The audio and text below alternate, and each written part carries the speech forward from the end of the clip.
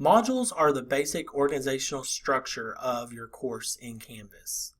You can access the modules page two ways. First of all, if you are using the template, it would be the Learning Modules button located on the right side, or you could use the modules link located in the course menu.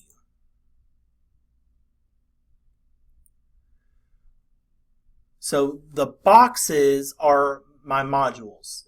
They are the structures that are holding related content together, and then the lighter boxes inside there would be the activities, the content that is present in that particular module.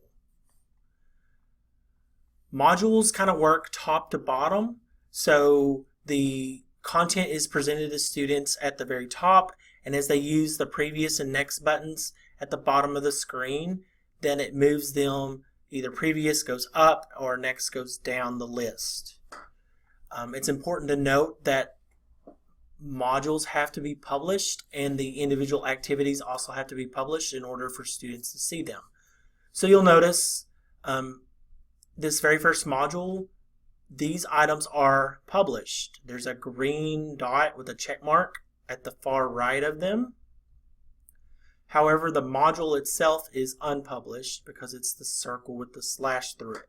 So even though those items are published, because that module is unpublished, students will not see those when they log into my course. And it's really easy to publish or unpublish things in Canvas. Just click on those lines and I can easily unpublish these items. It's really important to think about how you want to name the modules in your course. If you look at this sample modules that I have for this psychology course, they just use lessons. They just call them lesson 1, lesson 2, lesson 3. I know a lot of instructors actually use weeks. They'll say week 1, week 2, week 3. That's a great way to kind of help students know the pacing of your course, so they'll know that these are the things I need to do this week. These are the things that are going to be due next week. That's one way you could do it. You could do it topically. So like that's kind of what these lessons are. You could do it by chapters if you're working very closely with the textbook. You just want to use names for your modules that make sense for your content and for your students. And it's also important to make sure that students understand, if you're not doing a weekly module format, that they understand how many modules they need to complete each week so that they don't fall behind. They know exactly what's expected from them when they get into your course. The template came with a sample module, so that's one way you could present your content. Notice it has some headings in here to kind of help wrap your mind around how you're presenting the content to your students. But that's just a suggestion. You do not have to use those particular template pages that way. There are different types of activities that you can include in a module, and you can tell by the icon that's located at the left side of the name of those particular activities. You have pages, web pages. That's a way to present content to students.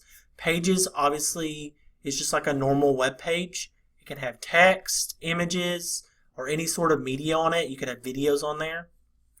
You can have external URLs. So if you have a link to an outside website that you want students to go to. You can have discussion topics. You can have assignments. Those could be online or offline assignments. Or you can have an online assessment, so like those online quizzes. So to add new modules, so if you're looking at your modules and you decide that you need another module box, you scroll up to the very top and you're going to use the red button that says module. You can also rename modules that are already present in your course. So if you decide, I don't want to call it lesson 3, I want to call it week 3, then I'll go to the far right and I click the 3 dots and click edit, and that allows me to change the name of that module. To add activities to a module, you just use the plus button on each module, on the module you're wanting to add to. So I'll click on that. Again, it says add item, and it's going to list all the different types of activities that you can add. So you've seen it. I showed you assignment. I've shown you quiz, file. So you can, if you have a document that you want to share with your students, pages, discussions, text headers. Those are the ways that kind of organize your module a little bit further to just kind of have different sections in a given module. Those external URLs or an external tool. So that would be like your LTIs. That could be maybe there's online tools that came with your textbook or things like that. You would use an external tool to import that in directly into your Canvas modules. That's also how you can use your studio videos. So you can use a page and import a studio video there, or you can just go into external tool and then go into ARC or Studio. And when you click on that, it'll allow you to actually choose that video and place that video directly into that module.